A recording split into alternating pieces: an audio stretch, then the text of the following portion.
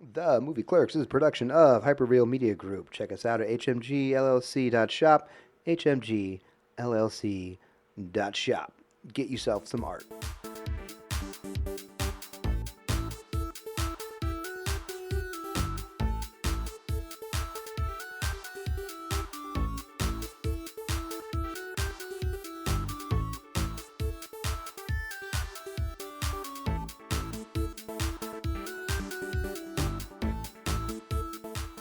Welcome back to the Movie Clerks podcast. I'm your host at Bite Sized AC, along with Scooter. Say hello, Scooter. Hey,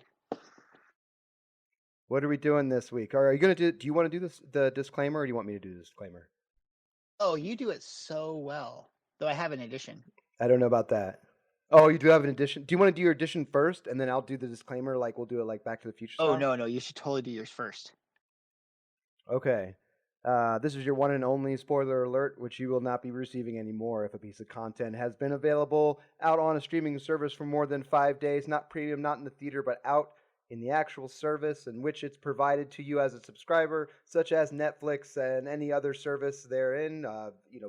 And if you go to a family video, if you still have those, if you're going to the last Blockbuster, if you're hitting up a Red Box and it's been out for more than 5 days, we're going to talk about it. We're probably going to spoil it. We're going to talk about it in its entirety.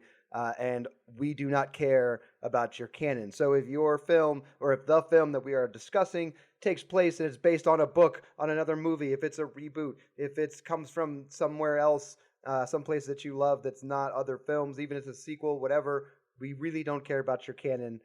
So don't come at us sideways, straight out of canon. What's your Oh, addition, that we Scooter? are not affiliated with any version of our namesake. You know, we are the movie clerks, not affiliated with anything with some sort of Kevin Smith movie. Right. No. Yeah, no, we love the Podfather. All hail Kevin Smith and Smodco and Smodcast. Whatever we have to say to not get sued. But we are two clerks of movies who will discuss movies at great length with you. Whereas we are not affiliated, do not discuss, and this is not a podcast about the movie Clerks by Kevin Smith. Does that That's seem fair? fair, though. In all fairness, you will totally accept a cease and desist letter signed by Kevin Smith, I believe. Yeah, if he's gonna sign that, yeah, if he'll sign it, I'll take it. No, absolutely. Send one care of the show. So that's absolutely a thing that can happen. Also, I think this is well, if you don't count the bonus episode that we did for Dead Man, this is the first episode where we've had a guest. Isn't that correct? Is that canon? We don't care about your canon, Adam. Okay, fair enough. This is the first show in which we've had a guest. I can't wait for you to meet this cat. He's so cool. He's a poet. He's a writer. He's a director. He's done all sorts of things. He can do a haiku death in the back alley freestyle off the top of his head. Please welcome to the Movie Clerks podcast. Welcome to the theater, Mr. Tony Brewer. Mr. Hey, Tony Brewer, good evening, hello. folks. Hey, now were you talking about Jim Jarmusch, Dead Man? We are talking Well, about that's Jim right. Jarmusch, Dead Who Man. was I your- told you. Who was your film is guest? Who dope. was your guest for that? That was my good friend Christopher Smith, lead singer of "In the Corner of a Dream," who has watched that movie with me personally at least 60 Fantastic, times. fantastic. Yes. I And saw. was completely, Yeah, no. not liking the reference of expert. I saw 4K, a 4K restoration of Dead Man here at IU Cinema here in Bloomington, Indiana, with Jarmusch in the audience, and then got to hear a talk Oh, that would afterward. be cool. Oh man, because the guy that runs IU Cinema, Jarmusch is his favorite director. Dead Man is his favorite film, so it was like a big dream team for everybody that night.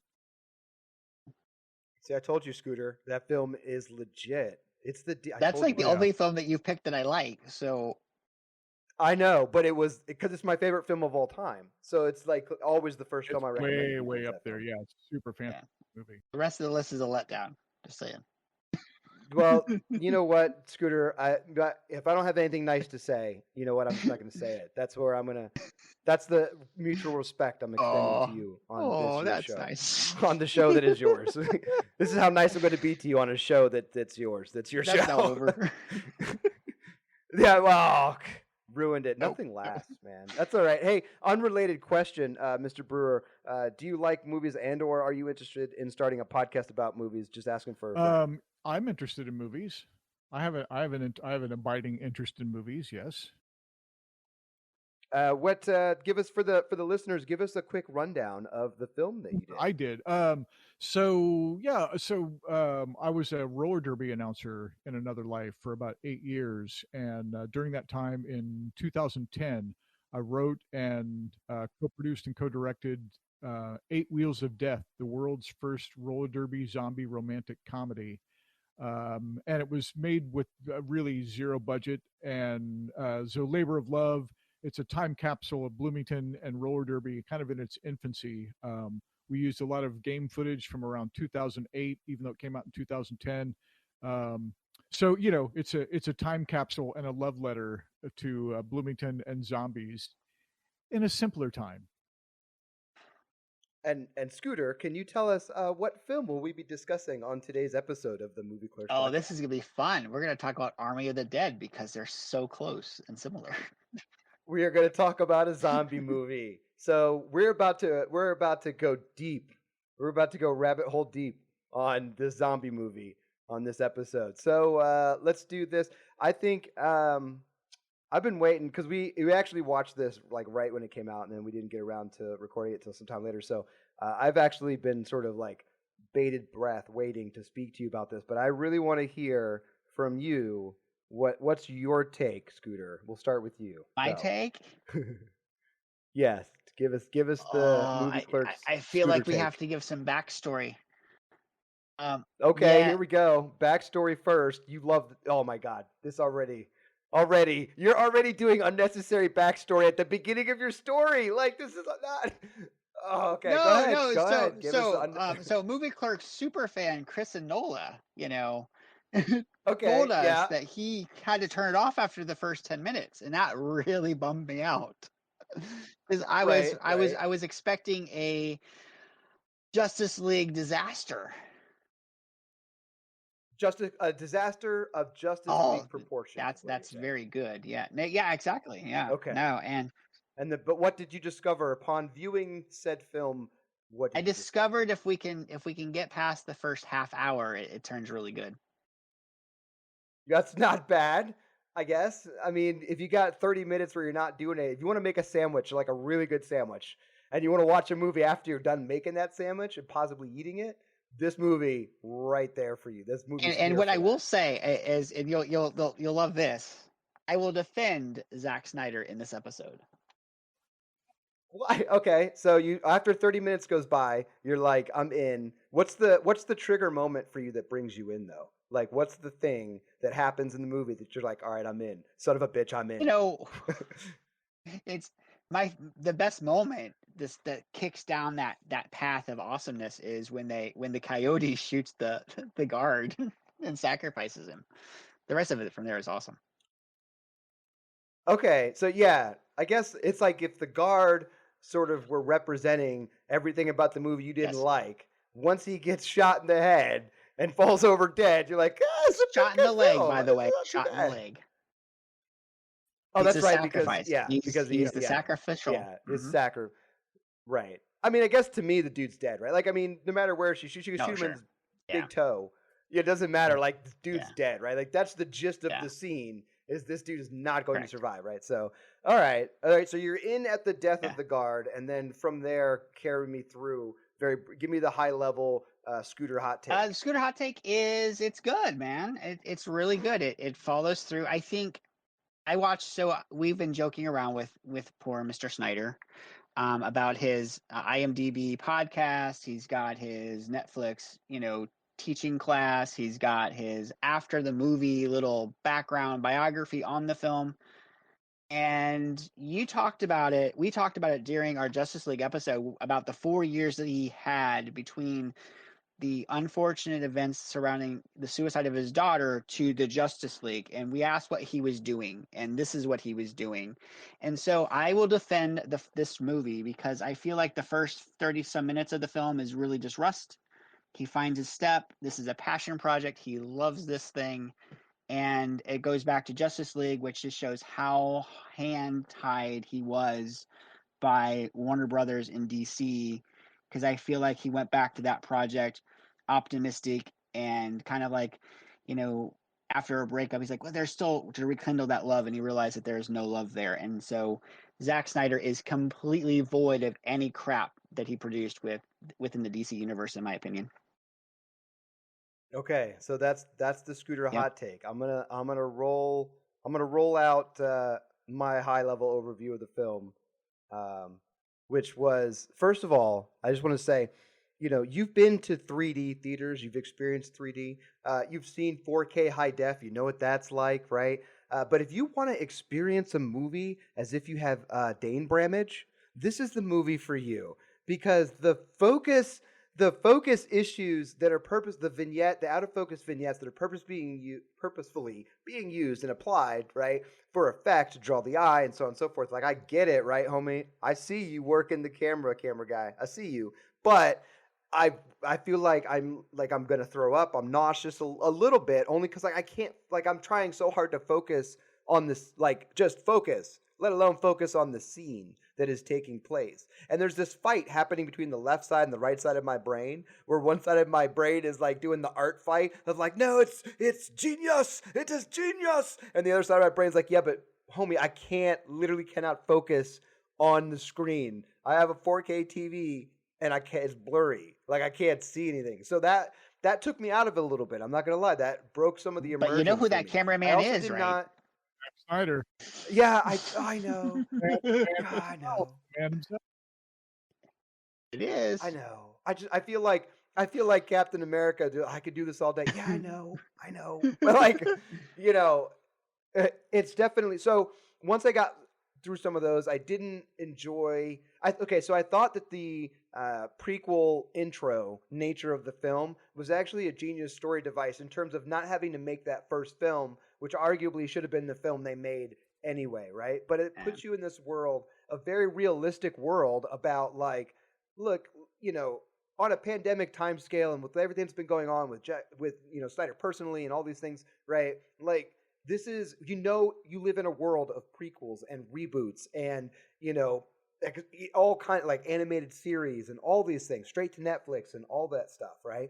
So you can now get away with putting the third movie out first, the first one, the fifth one, the eighth one, the prequel to the first one. It doesn't matter which one comes first. So doing this sort of summary in the beginning of the film, making it look like there had been a film that potentially you may have missed but did not see, that you should have watched before you watched this, right? It was kind of a genius way to tell the story, but I do think, it doesn't, I don't think the story needs it. I feel like it's a crutch that story didn't need. So once I got past that, I mean, come on.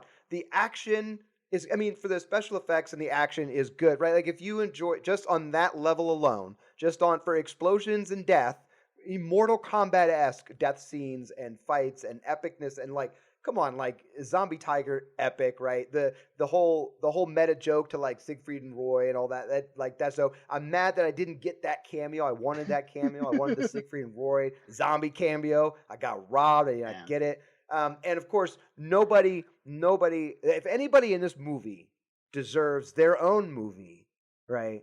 It's the pilot. Hands down, it's the pilot. She's literally the best character in this movie by a long shot, far and away.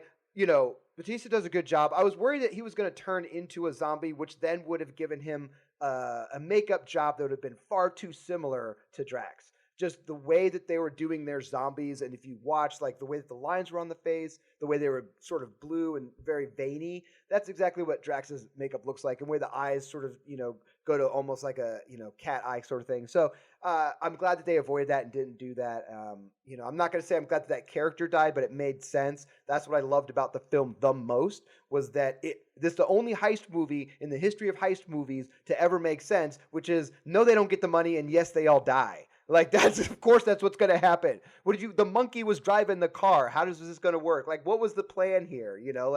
So, because they always have these highfalutin, huge plans that involve all these things not going wrong, right? And then somehow they're on a beach with stacks of money, and you're like, well, I can't even get money out of the ATM successfully 5 times in a row. How are you pulling off a heist, right? So I enjoyed that aspect of it.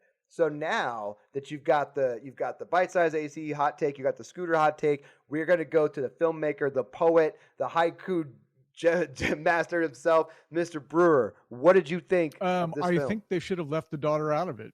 I think the daughter should not have appeared in this movie. I think she should have appeared. Like I think Dave Bautista should have killed her too when he killed the rest of his family, and just kind of left that, because I think that added a layer of emotionality and drama that the film did not require. I thought it slowed it down in places that it Mm-hmm. absolutely didn't need, and it took it. Frankly, it sucked some of the fun out, because it made you feel in at times when you kind of wanted to not be feeling. I already felt bad for Dave, and I'm going to keep calling him Dave because we're tight. But Right. I He's kept good friends. like I already felt for him, because he's having this emotional moment because he killed his wife. But then the daughter shows up, and now she's the one that's carrying the emotional weight. Like, you're supposed to be feeling for her instead. And they even grind everything to a halt so that they can have this, this father daughter chat. Uh, and time Right. is like, clock is ticking. They just found out that they've got what, 20 minutes left instead of an hour or something. Like, they don't have 10 hours, they've got 2 hours or something. They played around with the timeline, or with the time, when the bomb was happening a little bit. And I think some logic got lost along the way too, Yeah. because the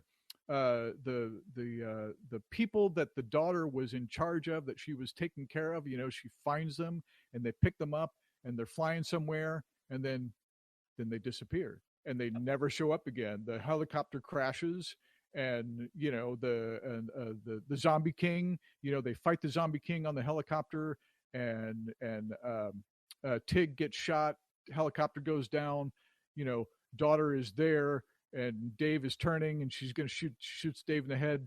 But then where are the people that she saved? Yep. Where are the people that she and so that whole emotional line kind of got dropped for me. So I think that would have cut some time from the film. I think it would have cut loose a little emotional baggage that they didn't need. I think it would have made it a little more fun and a little less of a forced melodrama that was in it. All the things that you guys mentioned that you liked. I mean, okay, the odd focus choices or non-choices, whatever you want to call them. Those aside, those could be headache and nausea inducing depending on your constitution. I personally felt it was overdone. I just thought it was overdone. Like you said, I understand what he was going for. It just seemed like everything was. It's kind of like a film that's shot entirely handheld. It seems like a fantastic idea when you're doing it, until you have to sit back and watch it all, and you're like, oh god, I'm feeling a little seasick. And that was kind of what I got from the lack of focus too. It seemed to kind of create a lack of focus. um, so that's kind of my take. I told someone online, a friend of mine who's also a zombie movie aficionado and fan. I thought it was like close to an hour over what it should have been. I think you could have cut an hour from this movie and keep it a nice trim 90 minutes. Man, if you could come in like 85 minutes, this would have been a perfect movie, because it had that kind of, like, it really wanted to be bubblegum, but then it had a lot of feels in it that I wasn't necessarily feeling. I love the epicness of it. I love the concepts of, the like you say, the zombie tiger. I love the king and the queen zombie. I love the fact that they had this kingdom that they weren't being kept in. And that was something else that somebody mentioned, that you know they could figure out elevators and they could figure out all this stuff, but they couldn't figure out how to climb over these the storage containers. And I thought, well, no, they don't want to. They have a kingdom. They have a city that is theirs, and they own it. And people come in and give them like people give them tribute so that they can, pass through their land or whatever. Like, they have this. That's why they're getting nuked, is because they're not leaving. They're not trying to go anywhere. They're just so they just have to nuke them where they are. I love that concept. I love that kind of high concept zombie movie where they're not just a shambling horde, although they've got the shamblers too. There were a lot of things that I thought that didn't pay off, that I thought, and that was one of the things that you show, and then it ends up not being. There's no payoff, like the piles of shamblers that just dried out in the sun, and they said, "Oh, you should be around when it rains," Yeah, where's the rain? and then it never rains. And then the guy, like, he has to go out into the desert and dig up his big chop saw, the big chop saw that they show you in the prequel in the beginning. He's like mowing down zombies with it. And he has to go out into the desert and get his big saw, and they make a big deal about, no, he's the one that's got to carry the saw. And then he just cuts open a door with it. He never actually cuts any zombies open with it. And there's no like accident with it where he, cuts somebody up and then they have to leave him behind for, there was no what did somebody call it? They called it like Chekhov's anti-gun. Like you show it, but then it never gets used again. So there were a few things like that like the things were there, but then the payoff wasn't there. Overall, I enjoyed it. I thought it could have been shorter, and I would have loved it if they had just left the daughter out of it. It's kind of like when the Star Wars prequels. Like, I really didn't need to know about Anakin Skywalker as a child. Anakin Skywalker as a teenager or as a young adult, sure, much more interesting. But as like a 10-year-old, And the girl, the thing is, I think she's probably supposed to be in her 20s. I think she was probably supposed to be like a young adult girl, or like a of legal age young girl. Are we talking Padme? Sorry, No. I'm jumping into shit. Because we could have that What? conversation Well, right that's now. true. Like, we That's could true. have it But no, out. like, Dave Bautista's daughter, I mean, I think she was probably not supposed to be a teenager. I think she was probably supposed to be like in her early 20s. I think But- 21, 22 probably. But because she's standing next to behemoth Dave Bautista, she looks like she's 10. Like, she Yeah. looks like a little girl. Why is she a hobbit? I don't understand this movie at all. Like, Yeah, I mean, you put anybody next to, MMA guy, Right. they're going to look tiny. So I thought that was, she looked, because she was a small framed person, she came off as like, I don't know, just like not, just like a little girl. She just seemed like, she seemed, She came off frail. way out of her element, not believable, holding a gun, on and on. And I don't want to, I think you just like excise that entire character from the film, and you would have saved a lot of things. so Scooter, do you think, are you there with that? Are you in Oh, line with those adjustments, or do you leave the girl in? Like, where are you at on that? No, Tony's spot on with the story points. 100% spot on. I mean, and those are, I have problems with those things too. Here's the question I'm going to raise about it. I don't know if it's necessary that the daughter piece doesn't necessarily fly, or if it's the fact that Dave Bautista is not able to emote. He's not developed enough as an actor to emote in that moment. Because when they're to Tony's point, the whole moment at the generator, when they're putting gas into it and he's trying to figure out why she doesn't talk to him anymore, and he thinks it's because he killed her mom and stuff. That's a great, that has the possibility of being a really powerful moment, but just he delivered it as he was Drax. It's a very Drax moment, and I just don't think he has the range to pull it off, and that's not his fault. That's Zack Snyder's fault for putting him in that position. Well, I don't know. So there's a couple of things. First of all, head to toe, Dave Bautista is a muscle. He's Yeah. just one muscle. And I don't know if his face is actually capable of making such complex movements as big smiles and things. But, to be fair, I don't know that he has ever promoted himself as an actor, as a very emotive actor. He's always been, at least roles that he's landed have been action hero roles. And I don't think he's ever gone out and publicly been like, oh, I should be getting Academy Awards here. So, it is what it is, as they say in the industry. Maybe this is a dude, maybe this is a character, a fictional person who just does not have the ability to show those emotions due to scars, due to trauma. Not everyone can have an expressive face, or not everyone is in the mental space to always be able to express themselves emotionally in their facial expressions, right? So potentially it could put that character on a spectrum, right? And if he's on the spectrum of like facial expression is not a thing for me, so I think it makes him more real. I think it makes it a little bit more human, and I definitely don't hold it against the actor to any degree. But could we revisit Star Wars real quick, because it really bothers me about like narrative. No, it's a thing. Like Scooter and I are big Star Wars fans. Yeah, we're big Star Wars fans, and so of course we do it like a May the 4th be with you Oh, cool. episode and all that. And anytime Star Wars comes up, we definitely hyperspace jump down the rabbit hole, which we will not do on this episode. But that was more speaking of a. Speaking of fiction, I thought Dave was fantastic in Blade Runner as Sapper Morton. He was one of the even though Incredible. it's a relatively small role, that was a perfect role for him because, like you say, he's just like this all muscle bound guy who gets a lot across with very minimal gestures.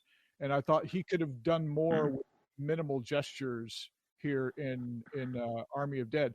I thought one of the best, most human things about him is his reading glasses. He has to wear reading glasses. I thought, Oh yeah. one of the most dad things about him is they're omnipresent reading glasses around his neck. I thought that was great. That says a lot about him as a character that maybe Dave Bautista can't get across with words and facial things because of like his big muscle face or whatever.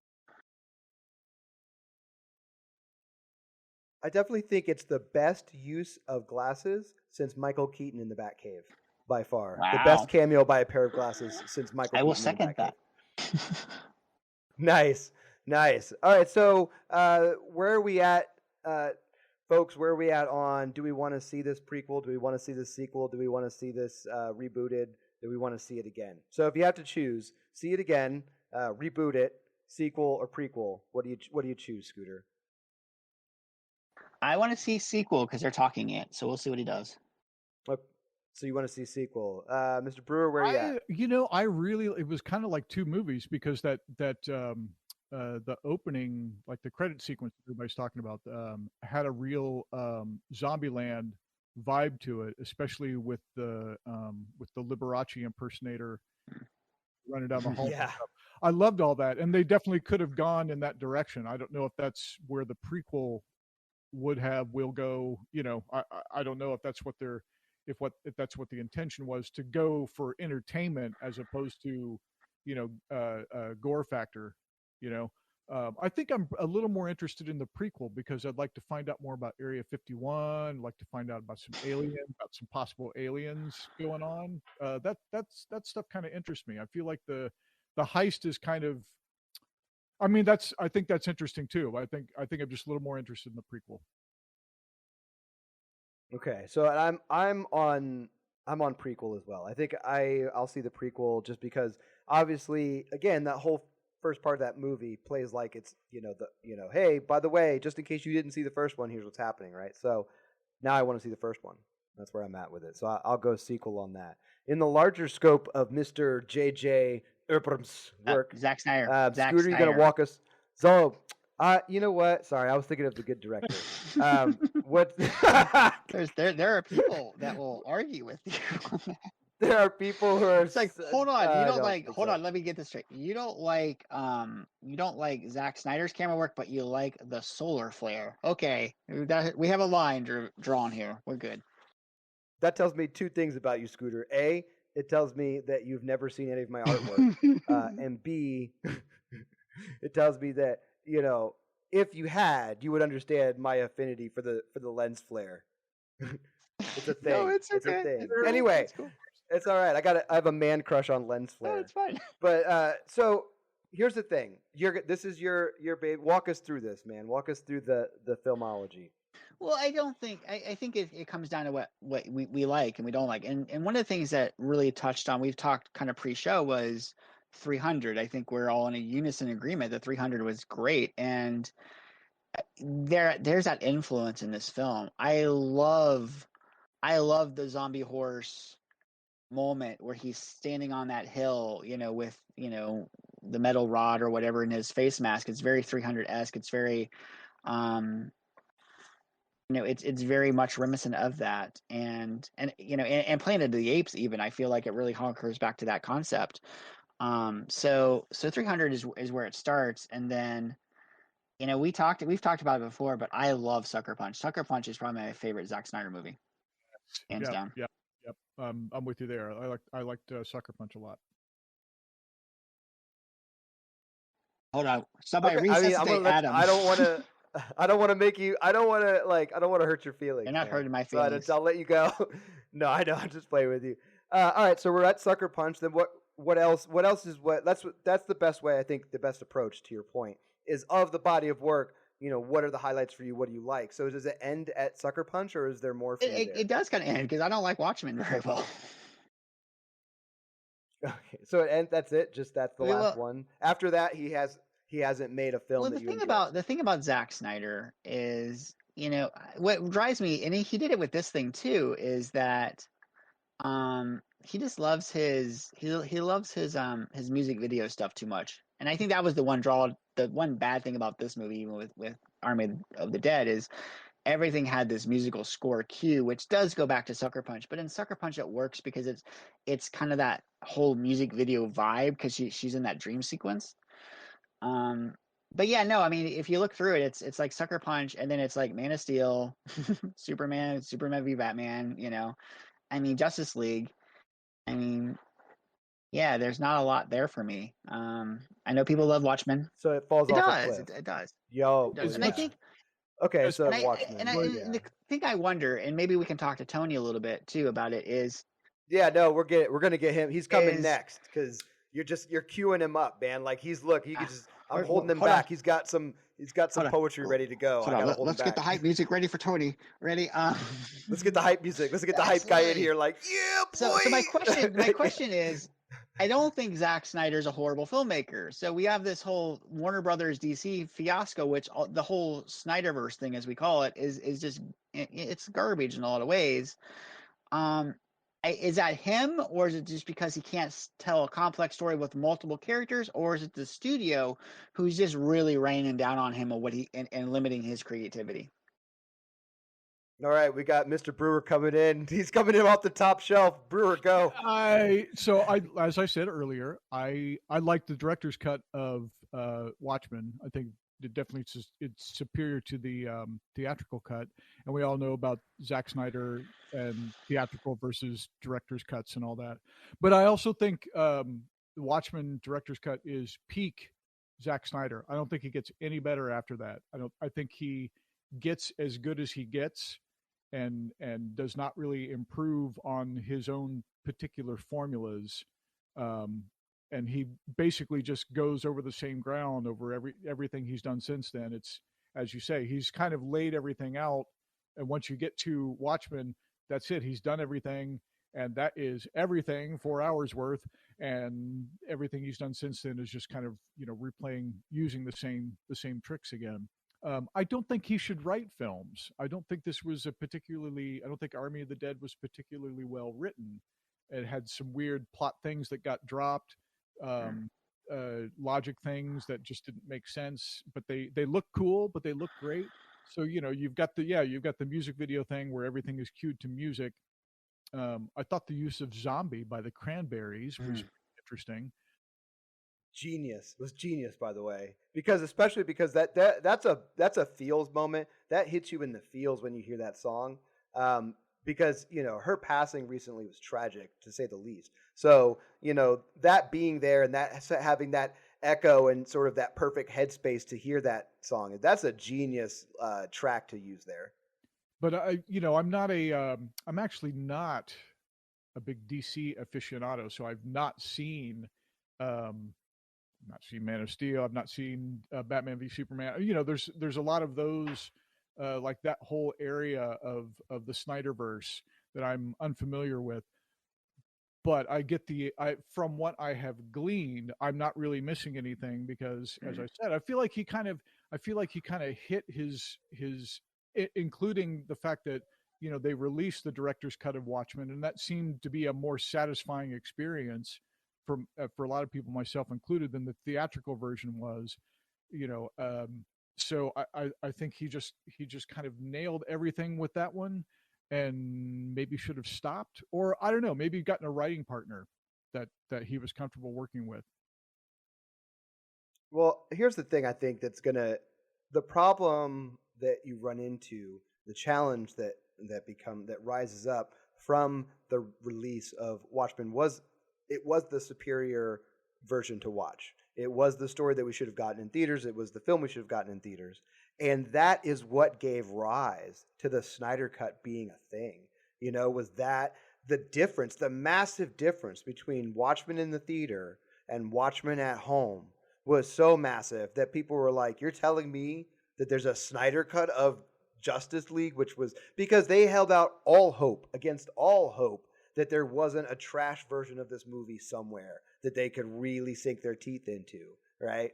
So that's what the Watchmen effect is for me, and in terms of his movie career and a little bit wider industry wide impact was the idea that the people who are the bean pushers and the pencil counters, they they they have nice suits, but they're not always in it for the love of the art. They're not in it to make movies like Dead Man. They're not in it to make movies like Watchmen. They're not in it for that, really. They want to know, what can we make off this? Now, Warner Brothers, to its credit, was one of the has been very, risk taking when it comes to putting out some of these projects. As much as a Hollywood AAA studio is, it's not like they're an art house studio. Let's be real, right? They've got a crap ton of money. They're one of the biggest corporations in the world. They're super evil, but they put out some great stuff sometimes, right? So, that whole idea of that person doesn't know best. Warner Brothers doesn't know best. Maybe the artist, maybe Snyder, maybe Abrams, maybe Smith, maybe maybe their vision is the vision we should stick to, right? That's why Justice League is such a disappointment, because instead of building that momentum from the two different releases of Watchmen and taking that and being like the artist, vision is the correct vision, it just popped it and deflated it and just took, think about that film. It took down Joss Whedon. It took down, like it's just a disaster, right? It took down the franchise. I will go see the Flash movie because it's, a multiverse sort of thing. But other than that, it implodes, right? So that's, to me, its own chapter. I separate that out, okay? When you talk about Sucker Punch, again, Scooter, you're spot on. It's too much of a music video, right? That's I like just, it. take the music Love it, video but out of that it's movie. perfect for it. Take it out. Take it out. So the other issue I had with it is that visually, to me, it looked a lot like Tarantino's Kill Bill 2. And I feel, and the two movies are completely separate in their, the gravitas and sort of what they're bringing. But it just took me out of that film, right? But 300, I enjoyed as probably the second best example of a graphic novel on screen in terms of staying true to the color palette and the idea of being graphic novel, right? Sin City would be the other one to me, which really just nails that and look, to right? Tony's point, So, Frank Miller was co-writer on 300, wasn't he? Yes. yes, he was involved. So to Tony's point, yeah, maybe Zack Snyder needs a best friend who comes in and says, "Hey, let me help you." Well, if the next movie involves Batman v Superman v Wonder Woman battling it out with haikus, I know a guy. To rope Star Wars back into this, some people have people. Here we go. I warned you, Scooter's going to get mad. I feel the same way about JJ, about your man JJ. I think JJ is excellent at directing action. He does action really, really well. His storytelling is not so great, and his track record of storytelling is not very good. His movies, I think, are really well done, are really well made. He's got a lot of lens flare. There's a lot of like tricks and tropes that he's really into, and maybe they're overdone, maybe they're used too much, whatever. That's another discussion. But it's just his storytelling, his ability to get a story across is not that great. I think his plotting is good, and the way he directs action is really well done. He did great with the Treks, with the new Star Trek movies. I thought he did great directing the action in a new way that Star Trek hadn't been done. I just didn't think the stories were all that compelling. I loved Lost, but man, everybody loves Lost. I mean, it was, but it kind of a letdown too. So, well, definitely, but Lost is also no Mulholland Drive. Let's be clear. Wow, no, yeah, let's be real.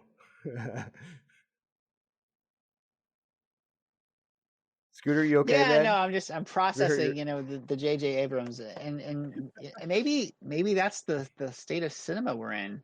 Maybe all these guys are getting this pass for the things they've done in the past, and we're willing to look past what they've done currently because we're just,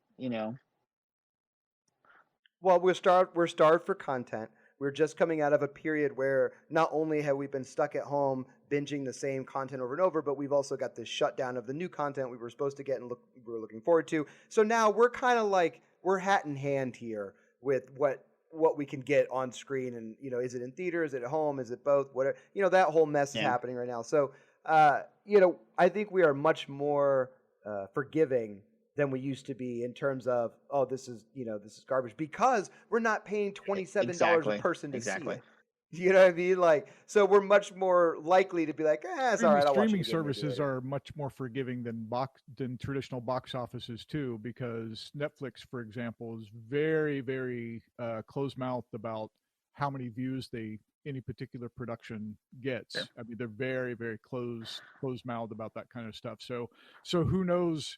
I mean, how do you figure that something like Army of the Dead? How do you know that it made money at all? Well, because it's on Netflix, it made money because it's a subscription service. People who don't watch it are paying for it. Yeah. Well, and that's Yeah, you still take that's it to the everyone. model. The model is, I mean, they did put Army in, I don't know, 14, 15 something theaters, so people did theoretically go pay to see it. But it's interesting because there was this really interesting conversation on Twitter with Variety Magazine where they were kind of talking about this weekend's box office, even, kind of pitting against, early access with, Cruella, and then, Quiet Place 2, and, the numbers and how that's skewed, and, driving us back to the theater. And my position on that is that it's the studio's responsibility to drive us back to the theater. It's like, give us a good movie that we want to go pay $22 to Adam's point with, soft drinks and, popcorn. That's their responsibility to do that, because I'm willing to give a pass to Army of Darkness, not Army of Darkness. That would be awesome, by the way. Army of the Dead, right? I'm willing to give him a little bit more of a pass because I could watch it at home and I didn't have to pay $20 some for it. I might have felt differently if I was sitting in a theater, with $20 out of my pocket. Yeah, yeah, and I know people who went to see it, were able to go see it in a theater in person, and I think we're kinder to it than I was, because they got to see it on a big screen. If I'd gotten to see it on a big screen, I might have liked it more on first viewing anyway. Well, and that maybe changes the focus issues we were talking about too. Is that once you get to that size on that scale, it's because that's his vision, right? Is he's seeing it on big screen. That's how he's shooting for it, right? So he's not necessarily shooting it for like my 27-inch TV or whatever. Well, he did the right aspect ratio this time. Well, yeah, the aspect ratio is good for sure, but I think that cinematically his vision is more like, I want to see it on that huge. It would have been silver cool screen. to see it in IMAX. Oh my god, I don't know, because if it's the same effect multiplied into IMAX, that whole theater's getting puked on. Because once one person throws up in the theater, that's it. It's coming down off the balcony. It's the whole. That's it. It's a barf-o-rama. All right. Well, that's going to wrap it up for the Movie Clerks this week. Scooter, what are we doing next week? What are we doing next week? Next week. Yeah, did you have a schedule? We do have a schedule. Yeah. Next week we're going to do a double feature. Okay. Double feature. And what's the so we're going to visit The Dead Don't Die and Abraham Lincoln Vampire Hunter. All right. Check it out. That's going to be awesome. That's going to be your movie homework. So listeners, check it out. If you've already seen it, great. If you want to see it again, now's a good time. A good excuse to go do that. But Mr. Brewer, in the meantime and in between time, where can people find what you've done and what you're going to do? Where can they find you? You can find me on any of the popular social media platforms. I'm on the IG, I'm on the tweet, I'm on the face. Pretty Googleable too. But if you want to look at some specific links of mine, you can find my YouTube channel, as well as other writings and whatnot at Tony Brewer 71 .blogspot.com. It could be blogsloth.com too. It's a very slow blog service, but I think it's blogspot.com is what you're saying, yes. right? Blogspot.com. Very fantastic. And give us the title again in the new book, man. I can't wait The for book is dropping this week called The History of Projectiles, new poems out this week. History of Projectiles. Can't wait for it. All right, until next time, you guys can find us in our Discord, and you can find me on Twitter at BitesizeAC. All right, we'll see you next time, guys. We're out.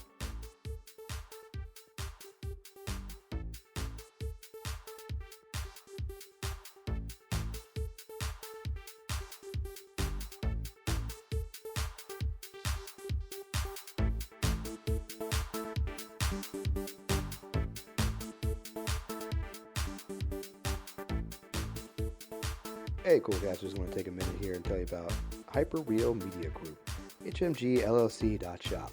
It's the best place to go to get art from around the adjacent universe. You want a cool shower curtain? You want your shower curtain to have a cat face on it? I got your shower curtain with a cat face on it. HMGLLC.shop. Do you want a lamp that's in the shape of a box that you can hang that has a cat face on it?